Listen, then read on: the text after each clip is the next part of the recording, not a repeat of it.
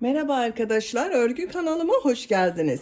Kız çocuklarımız için kolay ve güzel tığ işi uzun kollu bir elbise yaptım. Bugün bu elbise anlatımını sizlerle paylaşmak istiyorum.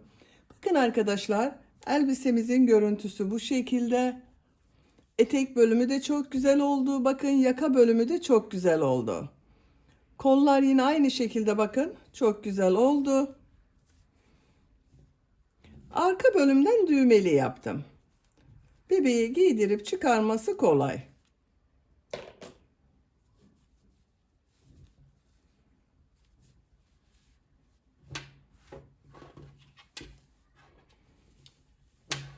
Elbise örgüsüne yakadan zincir yaparak başlıyoruz. Ben bugün bu elbise anlatımını 6-12 aylık bebek için yaptım. 1 yaş bebek çok rahat kullanır arkadaşlar ölçü olarak. Siz bu elbiseyi her yaş çocuklarınız için yapabilirsiniz. Yeni doğan bebek için yapabilirsiniz. 3, 4, 5 yaş her yaş çocuklarınıza yapabilirsiniz. Bu elbiseyi siz yeni doğan bebek için yapmak istiyorsanız zincir sayısını 8 zincir eksik başlayabilirsiniz. Ön ve kol bölümlerini ikişer trabzan, arka bölümü birer trabzan eksik yaparsınız. Arttırma sırasını da benim yaptığımdan 2 sıra eksik yaparsanız yeni doğan bebek için olur. Zincir sayısını aynı sayıda başlayıp bu arttırma sırasını benim yaptığımdan 1 sıra eksik yaparsanız 3-6 aylık bebekleriniz için olur. 1-2 yaş arası çocuk için yapmak istiyorsanız zincir sayısını benimle aynı sayıda başlayabilirsiniz. Bu yakada yaptığım arttırma sırasını 1 sıra fazla yaparsanız 1-2 yaş arası çocuklarınız için olur. 2 sıra fazla yaparsanız 2-3 yaş arası çocuklarınız için olur. Daha büyük yapmak istiyorsanız 8 zincir fazla başlayabilirsiniz. Ön ve kol bölümlerini ikişer trabzan, arka bölümü de birer trabzan fazla yaparsanız daha büyük ölçüde olur arkadaşlar. Arttırma sırasında yine 2 veya 3 sıra fazla yapabilirsiniz. Bu elbise örgüsünde iplik olarak 2 renkli iplik kullandım. Kullandığım iplik bakın bu arkadaşlar. 100 gram iplikte 250 metre var. Bir yumak iplik yeterli. Kahverengi iplik olarak da yine aynı markanın ipliğini kullandım. 100 gram iplikte 250 metre var.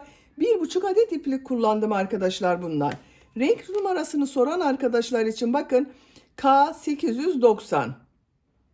Siz farklı renkli iplikler kullanarak da yapabilirsiniz.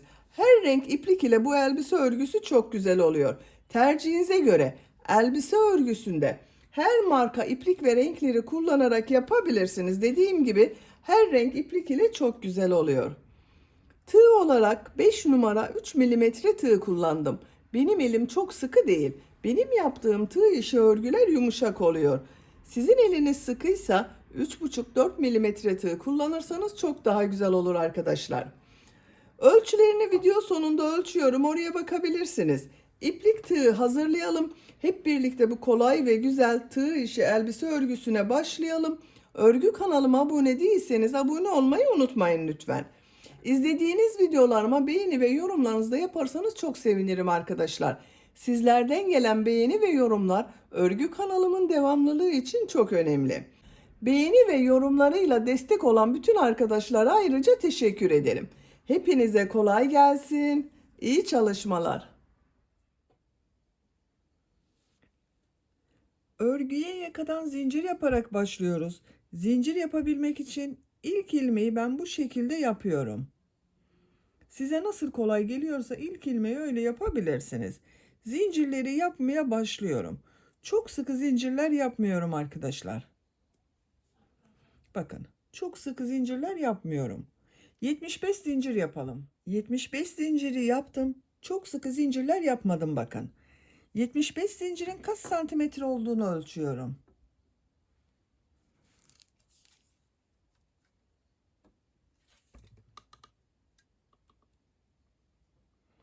31 santimetre geldi arkadaşlar. Sizin elinizin sıklığına ve iplik kalınlığınıza göre daha az veya daha çok sayıda zincir yapmanız gerekebilir. Bu ölçüde yapacaksanız.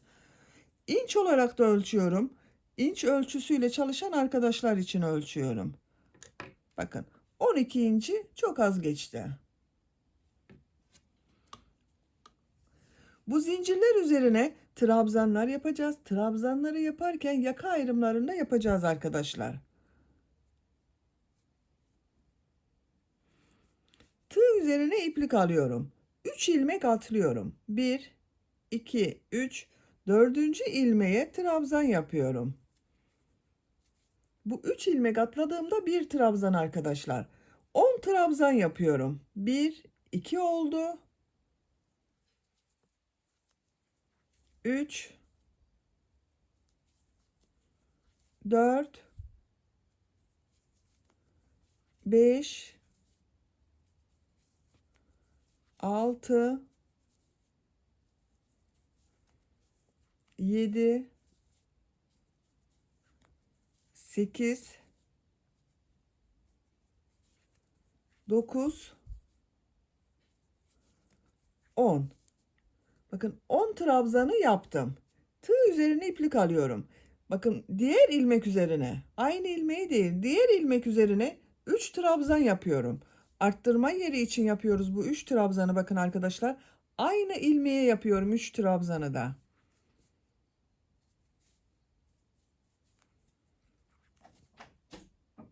Üç trabzan yaptım aynı ilmek içine. Kol bölümü için 14 trabzan yapıyorum. 1, 2, 3, 4, 5, 6, 7, 8, 9, 10, 11,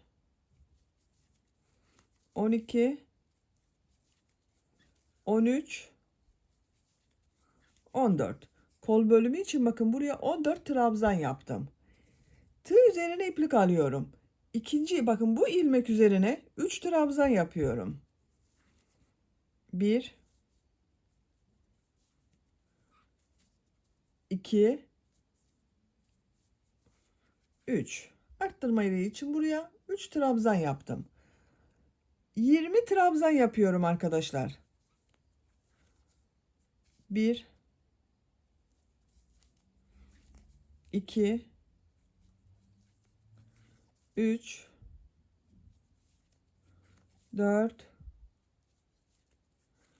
5, 6,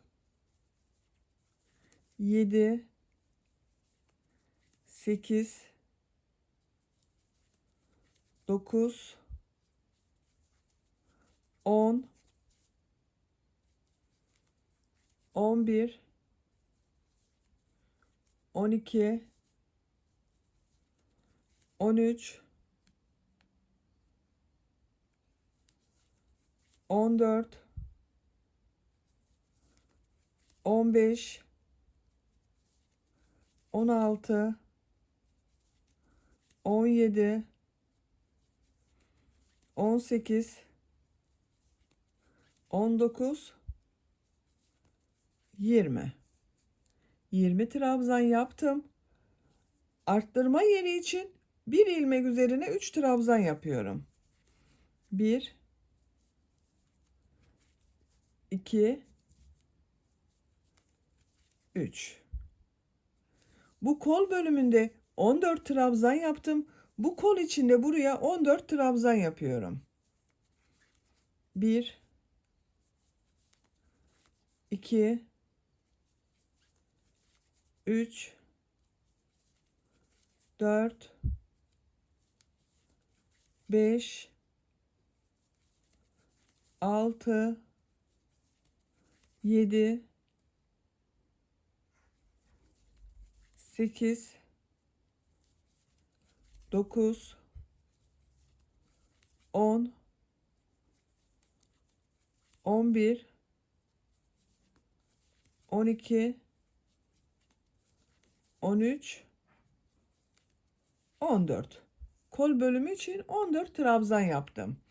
Tığ üzerine iplik alıyorum. Bir ilmek içine arttırma yeri için 3 trabzan yapıyorum. 1, 2,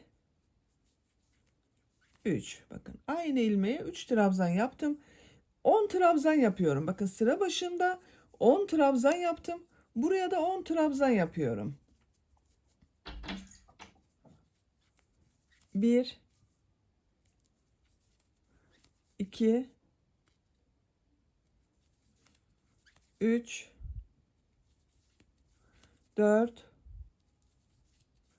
5, 6, 7, 8, 9, 10.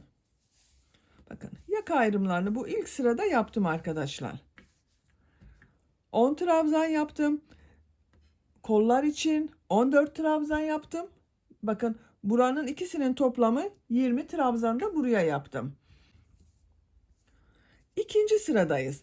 İkinci sırada arttırmaları burada yaptığımız bu 3 trabzan vardı. Bakın bir ilmek içine 3 trabzan yaptım. Bunun ortada bulunan ilmekler üzerine arttırma yapacağız. Bir zincir yapıyorum. Örgüyü çeviriyorum. İlk ilmek üzerine trabzan yapıyorum. Diğer ilmekleri de trabzan yapıyorum.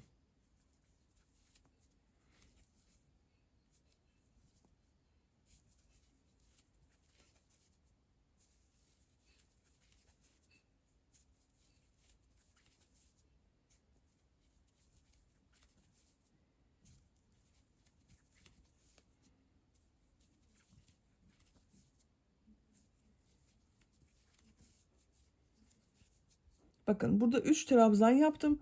Bunun ilk trabzanın üzerine trabzan yapıyorum. Bu ortada bulunan ilmek üzerine 3 tane trabzan yapıyorum. 1, 2, 3. Bakın aynı ilmeğe 3 trabzan yaptım. Buraya işaret yapalım isterseniz. Bakın bu 3 trabzan yaptığımın ortada bulunan ilmeğe işaret iğnesi takıyorum. Siz isterseniz işaret iğneleriniz yoksa bu şekilde iplik ile de işaret yapabilirsiniz. Kol bölümünde bulunan ilmekler üzerine trabzanlar yaparak devam ediyorum. Arttırma yapacağımız bu ilmeğe kadar devam edelim. Kol bölümünde trabzanları yaparak arttırma yapacağım bu ilmeğe kadar tamamladım bakın. Bir alt sırada aynı ilmeğe 3 trabzan yaptım. Birisine kol bölümü için trabzan yaptım. Bu ortada bulunan ilmek üzerine 3 trabzan yapıyorum. 1, 2, 3. Buraya da işaret yapalım. Bakın bu 3 trabzanın ortada bulunan ilmeğe arttırma yeri için işaret yapıyorum. Bu işaret yaptığımız ilmeklere bir sonraki sırada arttırma trabzanları yapacağız. Diğer ilmekler üzerine birer defa trabzan yaparak devam ediyorum. Diğer arttırma yerine kadar devam edelim. Arttırma yapacağım ilmeğe kadar bakın arka bölümde trabzanları yaptım. Bu arttırma ilmeğinin üzerine 3 trabzan yapıyorum. 1, 2, 3. Buraya da işaret yapıyorum. Bakın 3 trabzanın ortada bulunan ilmeğe işaret yapıyorum.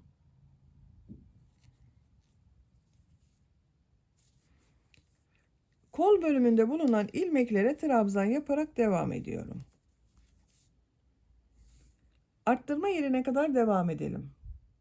Arttırma yapacağım bu ilmeğe kadar bakın kol bölümünde trabzanları yaptım. Bu ilmek üzerine 3 trabzan yapıyorum. 1, 2, 3. Ortada bulunan ilmeğe yine işaret yapıyorum.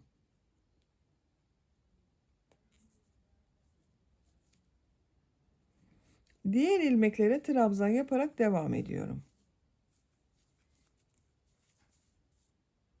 Sıra sonuna kadar devam edelim. Sıra sonuna kadar trabzanları yaptım. Sıra sonunda bakın bir trabzan kaldı. İlk sırada 3 ilmek atlayarak yaptığım trabzan vardı. Bu son zincirin üzerine bakın. Burada bulunan zincir üzerine bir trabzan yapıyorum. Düzgün oldu bakın arkadaşlar. Şöyle yakanın şekline bakalım. Bu şekilde oldu. 4 yerde arttırmaları yaptım bakın bu sırada da. Bir zincir yapıyorum. Örgüyü çeviriyorum. Bu işaret yaptığımız ilmeklerde üçer trabzan yaparak arttırma yapacağız. İlk ilmek üzerine trabzan yapıyorum. Diğer ilmekler üzerine de birer defa trabzan yapıyorum. Arttırma yaptığımız bu ilmeğe kadar devam edelim. Arttırma için işaret yaptığım ilmeğe kadar bakın trabzanları yaptım. Bu işaret yerine 3 trabzan yapıyorum. 1 2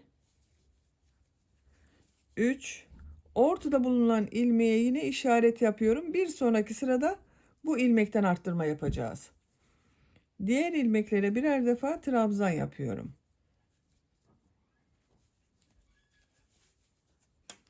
Trabzan yaparak devam edelim. Bu işaret yaptığım bakın 3 trabzanın ortada bulunan ilmek üzerine 3 trabzan yapalım. Burada da yine bu işaret yaptığım ilmek üzerine 3 trabzan yapalım. Burada da yine bakın işaret yaptığım ilmeğe 3 trabzan yapalım. Sıra sonuna kadar tamamlayalım. Sıra sonuna kadar tamamladım. Bu sırada yine bakın trabzanlar üzerine trabzan yaptım. Bu arttırma yerlerinde işaret yaptığım ilmeklere üçer defa trabzan yaptım. Bir sonraki sıra içinde arttırma yeri için işaretlerimi yaptım. Dördüncü sıradayız. Bir zincir yapıyorum. Örgüyü çeviriyorum. İlk ilmek üzerine bir trabzan yapıyorum. Diğer ilmekleri de trabzan yaparak devam ediyorum. Arttırma yapacağımız buraya kadar devam edelim. Arttırma yapacağım ilmeğe kadar bakın trabzanları yaptım. Bu ilmek üzerine 3 trabzan yapıyorum. 1 2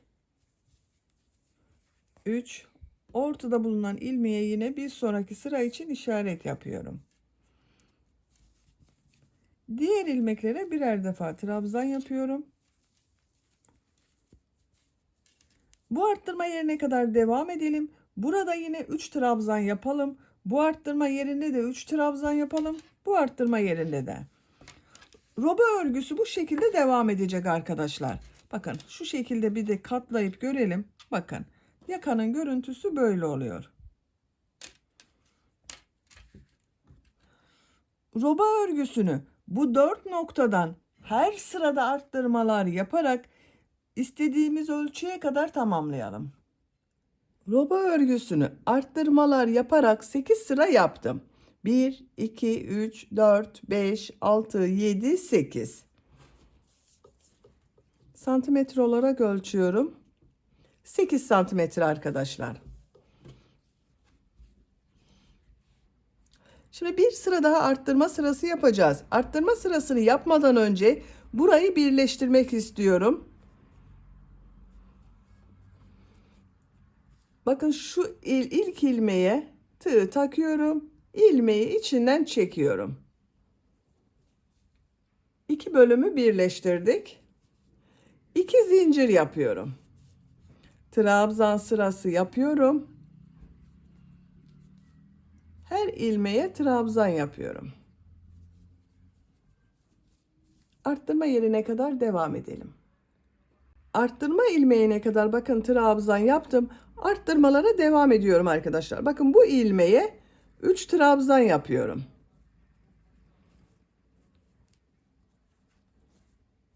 Diğer ilmeklere trabzan yapıyorum. Bakın yine bu arttırma yerlerinde de üçer trabzan yapalım. Sıra sonuna kadar devam edelim.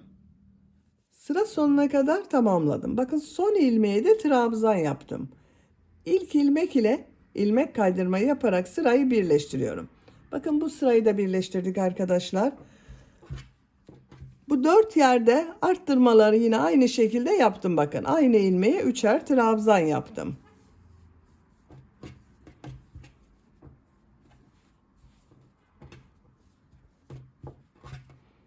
Bu sırada kol ve gövde bölümünü birbirinden ayırıyoruz. 2 zincir yapıyorum. Bakın örgüyü çeviriyorum. İlk ilmeğe trabzan yapıyorum. Diğer ilmeklere trabzan yaparak devam ediyorum. Bu arttırma ilmeğine kadar devam edelim. Arttırma ilmeğine kadar trabzan yaptım. Bakın burada 3 ilmek var. Şu ortada arttırma yaptığım ilmek üzerine 2 trabzan yapıyorum. Bakın arka bölüm için buraya 2 trabzan yaptım. Kol altı için bir zincir yapıyorum. Çok sıkı yapmadım zinciri. Tığ üzerine iplik alıyorum. Kolda bulunan bütün ilmekleri atlıyorum. Bu arttırma yerine 2 trabzan yapıyorum.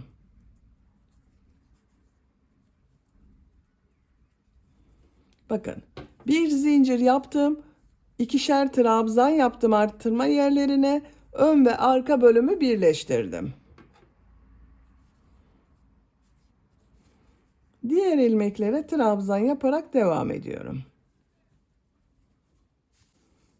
Arttırma ilmeğine kadar devam edelim.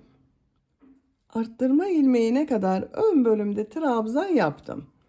Bu ilmek üzerine 2 trabzan yapıyorum. Ön bölüm için bakın 2 trabzan yaptım. Kol altı için bir zincir yapıyorum. Kolda bulunan bütün ilmekleri atlıyorum. Bu arttırma ilmeği üzerine arka bölüm için 2 trabzan yapıyorum. Diğer ilmeklere trabzan yapıyorum. Bakın ön ve arka bölümü bir zincir ile burada da birleştirdik. Sıra sonuna kadar devam edelim. Sıra sonuna kadar tamamladım.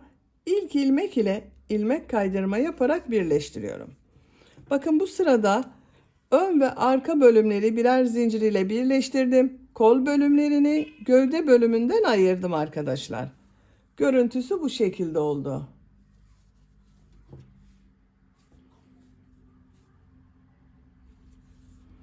İki zincir yapıyorum.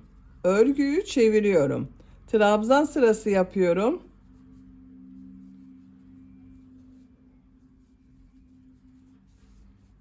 Buraya kadar devam edelim. Buraya kadar trabzan yaptım. Bakın kol altında bir zincir yaptığım bir ilmek var. Bu ilmek üzerine 3 trabzan yapıyorum.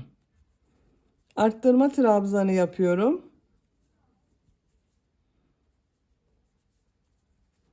Aynı ilmek içine 3 trabzan yaptım. Diğer ilmeklere birer trabzan yapıyorum. Buraya kadar devam edelim. Bir zincire kadar trabzan yaptım. Bu bir zincir üzerine 3 trabzan yapıyorum.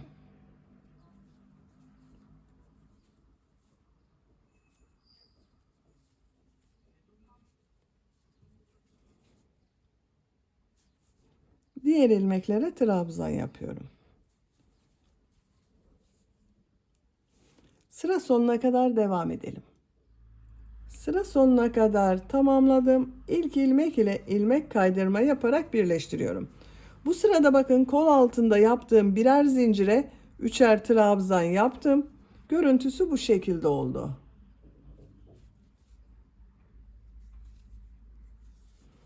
İki zincir yapıyorum. Örgüyü çeviriyorum. Trabzan sırası yapıyorum. Her ilmek üzerine trabzan yapıyorum. Sıra sonuna kadar devam edelim. Sıra sonuna kadar tamamladım. İlk ilmek ile ilmek kaydırma yaparak birleştiriyorum. 2 zincir yapıyorum. Örgüyü çeviriyorum. Her sırada örgüyü çevirerek örüyorum arkadaşlar. İlmekler üzerine trabzan yapıyorum. Sıra sonuna kadar devam edelim. Sıra sonuna kadar tamamladım. İlk ilmek ile ilmek kaydırma yaparak birleştiriyorum. 2 zincir yapıyorum. Örgüyü çeviriyorum. Trabzan sırası yapıyorum yine.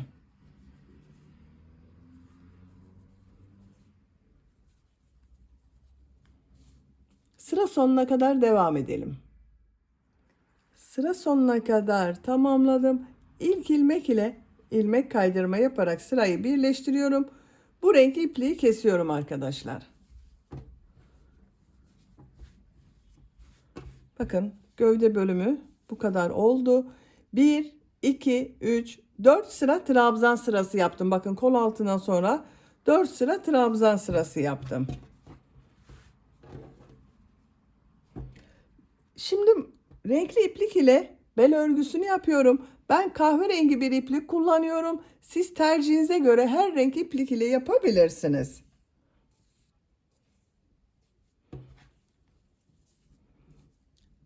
Bu son ilmeğe bakın. Bu renk iplik ile bir ilmek yapıyorum. İpliği bağlayabilirsiniz de arkadaşlar. 2 zincir yapıyorum. Trabzan sırası yapıyorum. Her ilmek üzerine trabzan yapıyorum.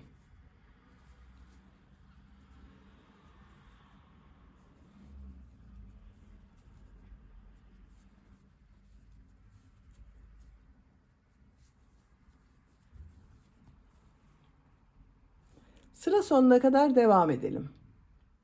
Sıra sonuna kadar tamamladım. İlk ilmek ile ilmek kaydırma yaparak birleştiriyorum. Bu renk iplik ile de bakın bir sıra trabzan sırası yaptım. Bu sırada yaptığım bu trabzanları bir düz bir ters trabzan yapıyorum. 2 zincir yapıyorum. İlk trabzan şu şekilde bakın. Tığ trabzan boşluğuna takıyorum. Trabzan yapıyorum. Ters taraftan trabzan yapıyorum.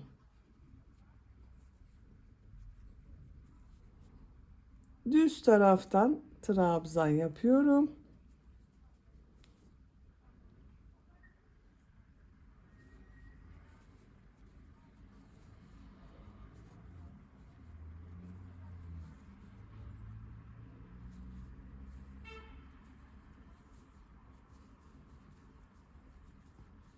Görüntüsü bu şekilde oluyor. Sıra sonuna kadar devam edelim. Sıra sonuna kadar tamamladım. Son trabzan düz taraftan trabzan yaptım. İlk ilmek ile ilmek kaydırma yaparak birleştiriyorum. Bakın görüntüsü bu şekilde oldu arkadaşlar.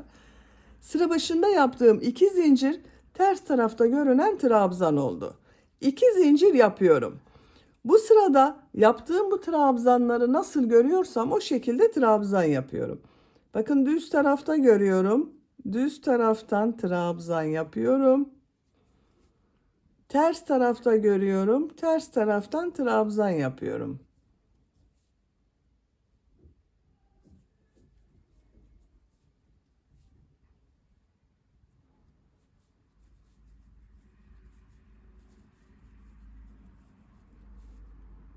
Sıra sonuna kadar devam edelim. Sıra sonuna kadar tamamladım. Son trabzan, düz taraftan trabzan yaptım. İlmek kaydırma yaparak sırayı birleştiriyorum.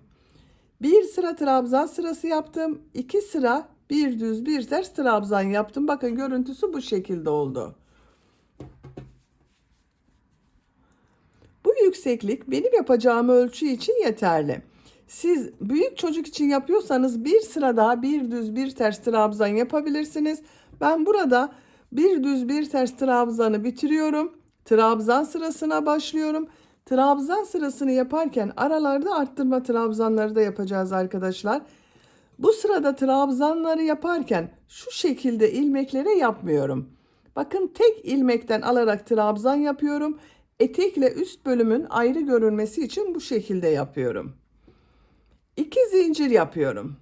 Tığ üzerine iplik alıyorum. Şu ilk trabzan bakın şu şekilde tek ilmekten alıyorum. Bir trabzan yapıyorum. Şu ilmeğe 5 trabzan yapıyorum. Aynı ilmeğe 5 trabzan yapıyorum.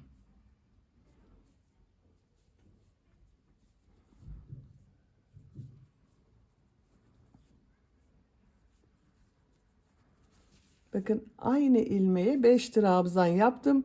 5 ilmeğe birer trabzan yapıyorum. Bakın şu şekilde yapmıyorum arkadaşlar. Şu şekilde yapmıyorum. Şu tek ilmekten alarak trabzan yapıyorum.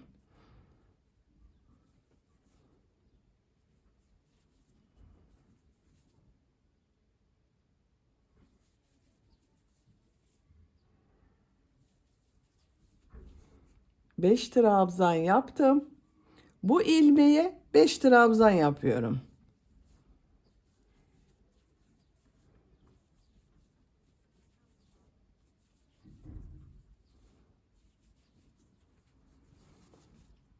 Beş trabzan yapıyorum.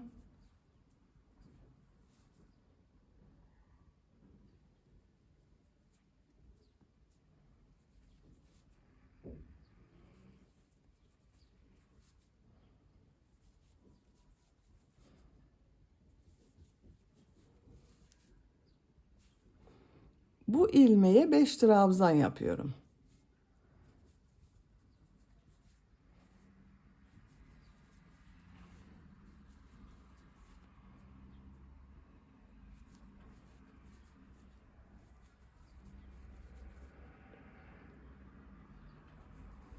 Beş trabzan yapıyorum. Bakın bu şekilde oluyor. Bir ilmeğe 5 trabzan yapıyoruz. 5 ilmeğe birer trabzan yapıyoruz. Sıra sonuna kadar devam edelim. Sıra sonuna kadar tamamladım. Son yaptığım trabzanı ilk ilmek ile ilmek kaydırma yaparak birleştiriyorum. Bakın bu sırada arkadaşlar 5 ilmeğe 1 trabzan yaptım. 1 ilmeğe 5 trabzan yaptım. Arttırmalar yaptım. Bakın görüntüsü bu şekilde oldu. Bu sayı ile örgü devam edecek. 3 zincir yapıyorum. Tığ üzerine iplik alıyorum. Bu sırada trabzanlar yapacağız. Trabzanları bakın üzerine yapmıyorum. Şu iki trabzan arasında bulunan boşluklara yapıyorum. Bakın şuralara trabzan yapıyorum. Ama şu ilk boşluğa trabzan yapmıyorum. Sıra sonunda şu boşluğa yapacağız. Kayma olmaması için bu şekilde yapıyorum arkadaşlar. Bakın şurayı atlıyorum. Tekrar bakın gösteriyorum. Şuraya trabzan yapmıyorum.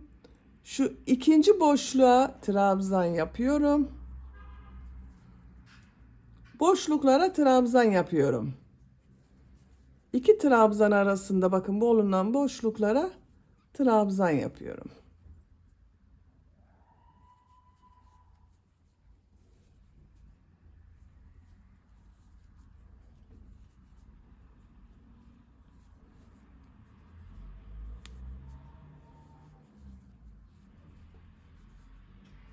Sıra sonuna kadar devam edelim. Sıra sonunda bakın şuraya da trabzan yapacağız.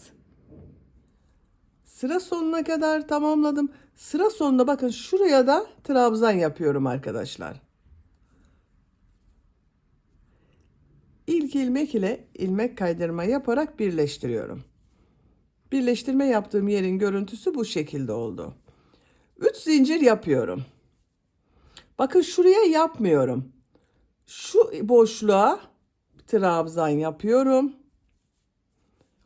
Boşluklara trabzan yapıyorum.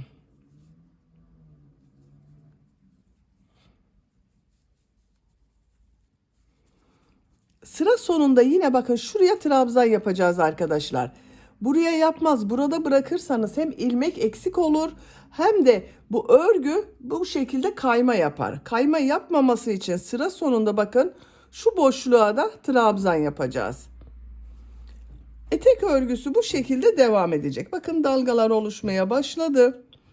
Yapacak olduğunuz çocuğun büyüklüğüne göre bu trabzan sırasını tekrarlayarak etek örgüsüne devam edelim. Etek örgüsünü yapacağım ölçüye göre tamamladım. Kaç sıra yaptığımı sayıyorum. 1, 2, 3, 4, 5, 6, 7, 8, 9, 10, 11, 12, 13, 14, 15, 16, 17, 18, 19, 20, 21, 22 sıra yaptım arkadaşlar. Santimetre olarak ölçüyorum. Bel örgüsünün buradan ölçüyorum bakın. 25 santimetre yükseklik var. Burada bitirmiyorum. Son sırayı yapıyorum. Siz biraz uzun yapmak istiyorsanız 1-2 sıra devam edebilirsiniz veya daha kısa yapabilirsiniz. En son bakın ilmek kaydırma yaparak sırayı birleştirdim. Bir zincir yapıyorum. Bir ilmek atlıyorum. Bu ilmeğe 5 trabzan yapıyorum.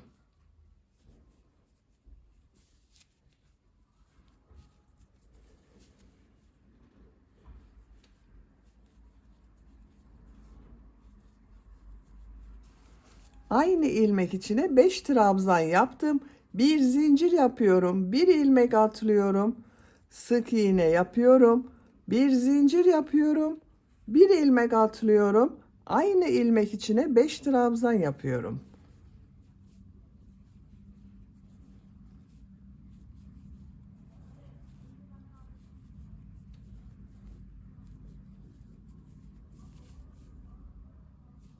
Bir zincir yapıyorum. Bir ilmek atlıyorum. Sık iğne yapıyorum.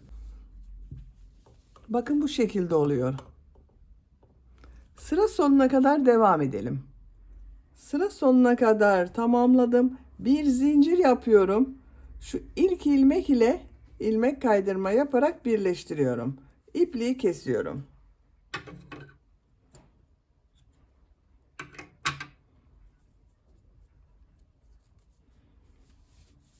Bakın arkadaşlar, etek ucunun görüntüsü bu şekilde oldu.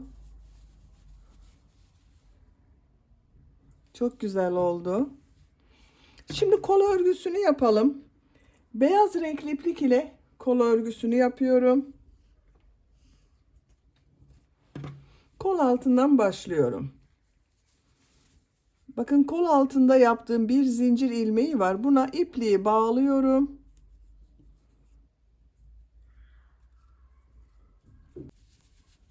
Buradan bir ilmek yapıyorum. Trabzan sırası yapacağız. Bakın trabzan sırasını ne taraftan yapacağıma bakıyorum. Kol örgüsünde de burada yaptığımız gibi bir düz bir ters trabzan yapacağız. Siz bu roba örgüsünü benim yaptığımdan bir sıra eksik veya bir sıra fazla yaptıysanız sizin farklı görüntüde gelir arkadaşlar. Bakın örgünün ters tarafından devam ediyorum. Buraya 2 trabzan yapıyorum. Bu arttırma ilmeğinin üzerine bakın 2 trabzan yaptım. Diğer ilmeklere trabzan yapıyorum.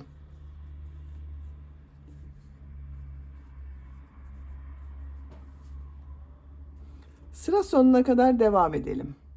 Sıra sonuna kadar trabzan yaptım. Bu arttırma ilmeği üzerine 2 trabzan yapıyorum.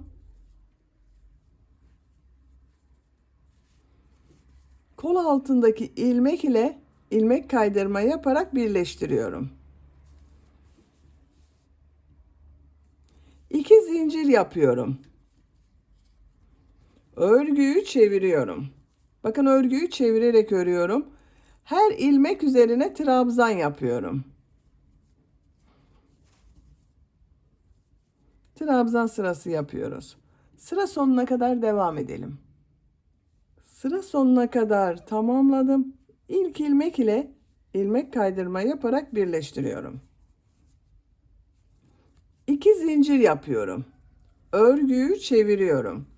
Trabzan sırası yapıyorum.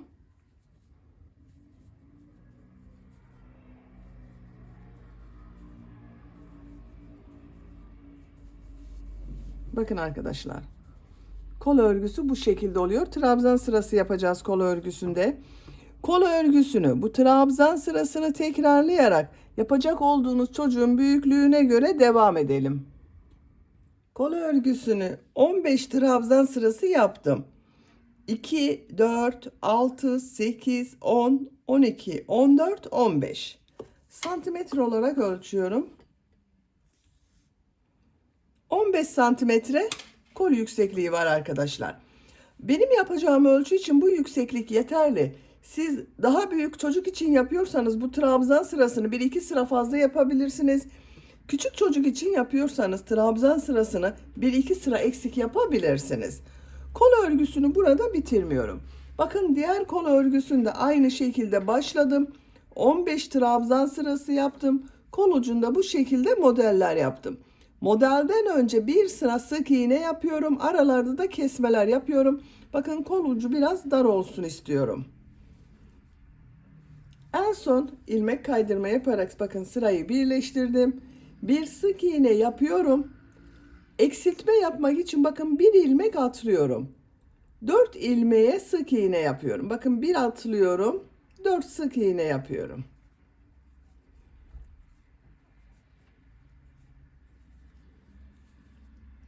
Bir ilmek atlıyorum. 4 sık iğne yapıyorum.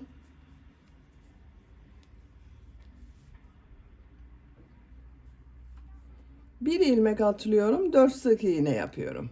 Bakın kol ucu dar oluyor. Sıra sonuna kadar devam edelim. Sıra sonuna kadar tamamladım. İlk ilmek ile ilmek kaydırma yaparak sırayı birleştiriyorum. Bakın bir sıra sık iğne yaptım. Aralarda kesme yaptım. Kol ucunda dar yaptım arkadaşlar. Şimdi model bölümü yapıyorum. Bakın şu şekilde 2 trabzan, 2 zincir, 2 trabzandan oluşan modeller yapıyorum. 3 zincir yapıyorum. Bu ilk ilmeğe bir trabzan yapıyorum. Bakın bu 3 zincirde bir trabzan, 2 trabzan oldu. 2 zincir yapıyorum. Aynı ilmeğe 2 trabzan yapıyorum. 2 trabzan, 2 zincir, 2 trabzan oldu. Tığ üzerine iplik alıyorum. 2 ilmek atlıyorum. 2 trabzan, 2 zincir, 2 trabzan yapıyorum. Aynı ilmek içine yapıyorum.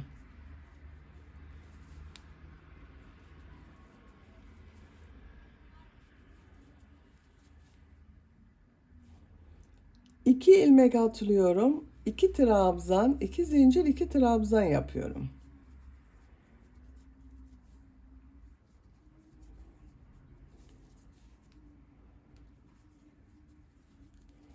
Bakın bu şekilde modeller yapıyoruz. Sıra sonuna kadar devam edelim. Sıra sonuna kadar tamamladım. Son modeli ilk model ile ilmek kaydırma yaparak birleştiriyorum. Kaç model yaptığımı sayıyorum. 2, 4, 6, 8, 10 model. Bir sıraya 10 model yaptım arkadaşlar. Tığ üzerine iplik alıyorum. Bu iki zincir üzerine 6 trabzan yapıyorum.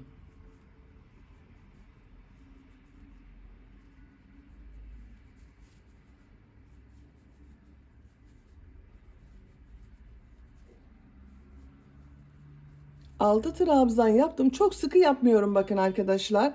Bu iki model ortasına sık iğne yapıyorum. Tığ üzerine iplik alıyorum. Model ortasına bakın şu iki zincir üzerine 6 trabzan yapıyorum.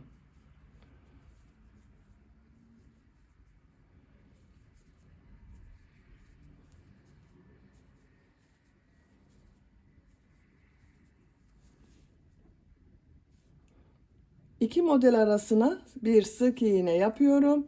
6 trabzan yapıyorum. Bakın bu şekilde oluyor. Sıra sonuna kadar devam edelim. Sıra sonuna kadar tamamladım. Son model üzerine 6 trabzan yaptım. Bu ilmek ile ilmek kaydırma yaparak bakın birleştiriyorum. İpliği kesiyorum.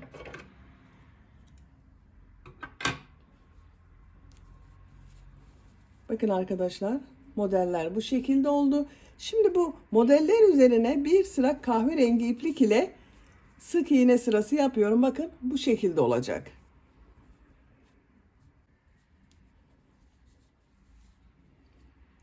Şu iplik kestiğim ilmeğe ipliği bağlayabilirsiniz. Ben ilmek yapıyorum. Zincir yaptım, sağlamlaştırdım. Sık iğne yapıyorum. Her ilmek üzerine bir sık iğne yapıyorum. Bağladığım iplik ucunda bakın arada kaybediyorum.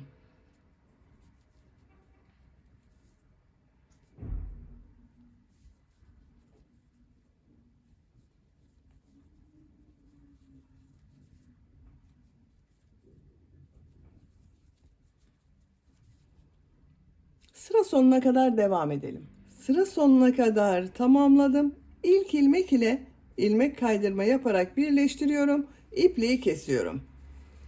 Bakın modeller üzerinden bir sıra sık iğne yaptım. Görüntüsü bu şekilde oldu. Dalgalı bir kol görüntüsü elde ettik arkadaşlar. Siz de diğer kol örgüsünü aynı şekilde başlayıp tamamlayabilirsiniz. Bakın. Elbise görüntüsü bu şekilde oldu. Şimdi yaka örgüsünü yapalım. Arka bölümden başlıyorum. Şuraya ipliği bağlıyorum.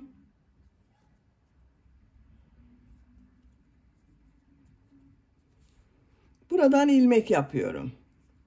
Sık iğne sırası yapıyorum. Bakın buraya sık iğne sırası yapıyorum.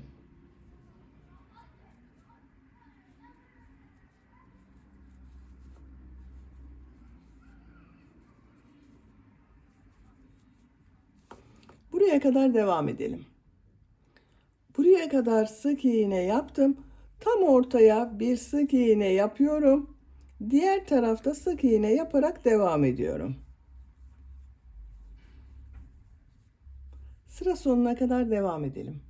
Sıra sonuna kadar sık iğne yaptım. Görüntüsü bu şekilde oldu.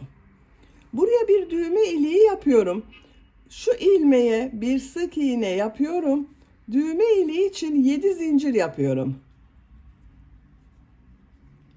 7 zincir yaptım. Aynı ilmeğe sık iğne yapıyorum. Bu ilmeğe sık iğne yapıyorum. Bakın düğme iliği bu şekilde oldu. Yaka çevresinde sık iğne yaparak devam ediyorum. Her ilmek üzerine sık iğne yapıyorum. Sıra sonuna kadar devam edelim. Sıra sonuna kadar sık iğne yaptım. Bakın yaka çevresinde bir sıra sık iğne yaptım.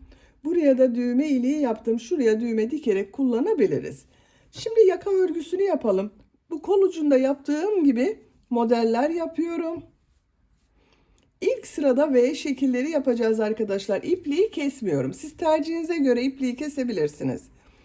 Bakın şu ilmeğe ilmek kaydırma yapıyorum. V şekli yapmak için 4 zincir yapıyorum. Aynı ilmeğe bir trabzan yapıyorum. İlk V şeklini yaptım. Şu bakın 2 ilmek atlıyorum. 2 trabzan atlıyorum.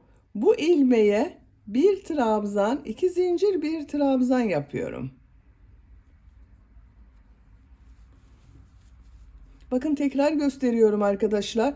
Şu 2 trabzan sırasını atlıyorum bakın. 1 2 şuraya bir trabzan, 2 zincir, bir trabzan yapıyorum.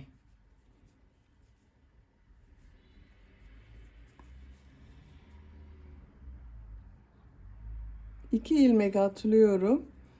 Bir trabzan, 2 zincir, bir trabzan yapıyorum. Bakın bu şekilde oluyor.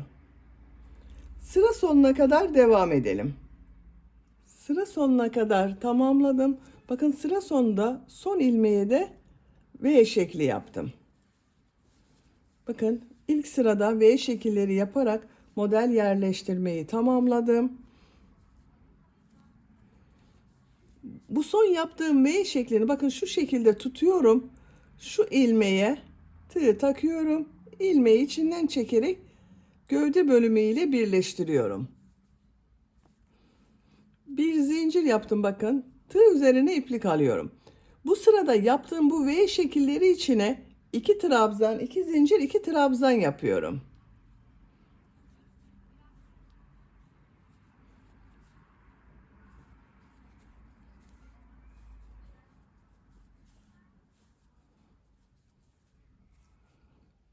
İki trabzan, 2 zincir, 2 trabzan yapıyorum.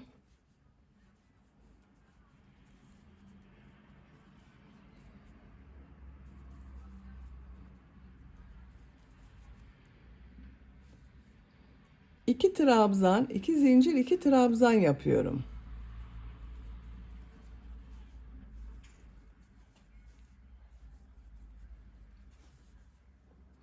İki trabzan, 2 zincir, 2 trabzan yapıyorum.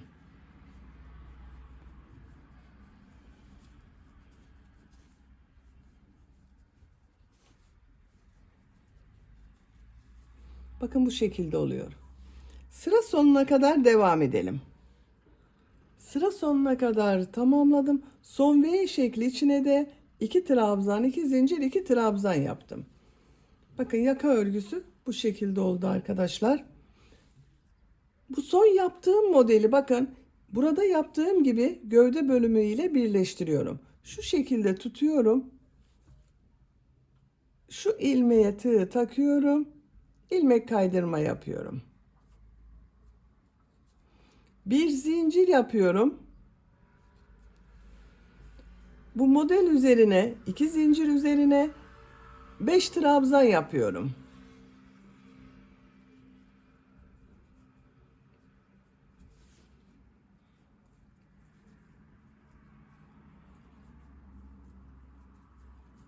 Beş trabzan yaptım. İki model arasında bulunan bakın şu boşluğa bir sık iğne yapıyorum. Bu iki zincir üzerine 5 trabzan yapıyorum.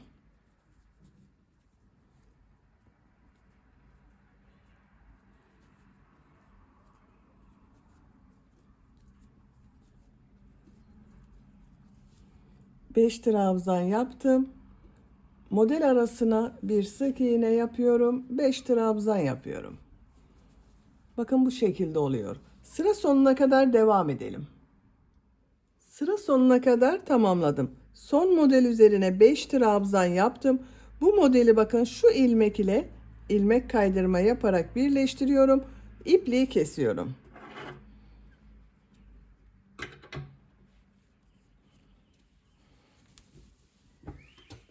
Bakın arkadaşlar yaka görüntüsü bu şekilde oldu. Şimdi bu yaka çevresinde de bu kol ucunda yaptığım gibi kahverengi iplik ile bir sıra sık iğne sırası yapıyorum. Bakın şuradan başlıyorum. Düz taraftan devam ediyorum arkadaşlar. Şu ilk ilmeğe kahverengi iplik ile ilmek yapıyorum. İpliği bağlayabilirsiniz.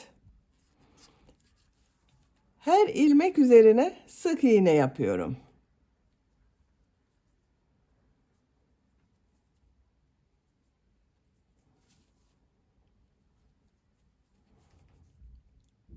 Bakın bu sık iğne üzerine de sık iğne yapıyorum. Bu 5 trabzan üzerine de sık iğne yapıyorum.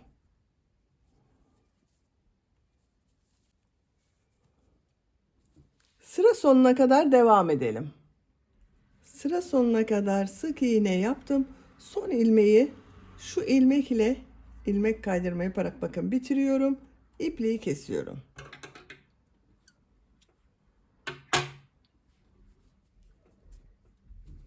Yaka çevresinde bakın bir sıra sık iğne yaptım.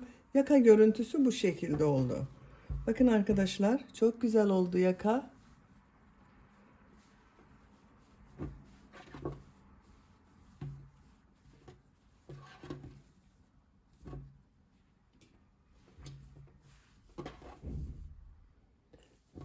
Elbise örgüsünü bitirdim. Bakın çok güzel oldu. Kollar da çok güzel oldu. Yaka da çok güzel oldu.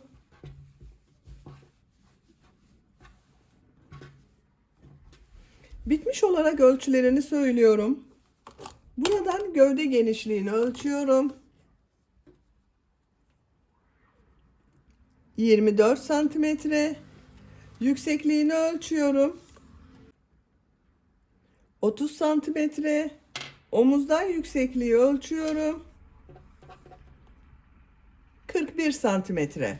Kol yüksekliğini ölçüyorum. Bakın kol altından 17 santimetre kol uzunluğu var arkadaşlar. Bu uç bölümle birlikte 17 santimetre.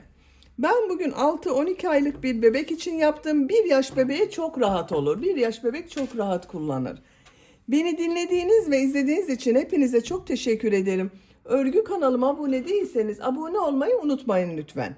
İzlediğiniz videolarıma beğeni ve yorumlarınızı da yaparsanız çok sevinirim arkadaşlar. Sizlerle yeni örgülerde görüşmek dileğiyle. Hoşça kalın, sevgiyle kalın.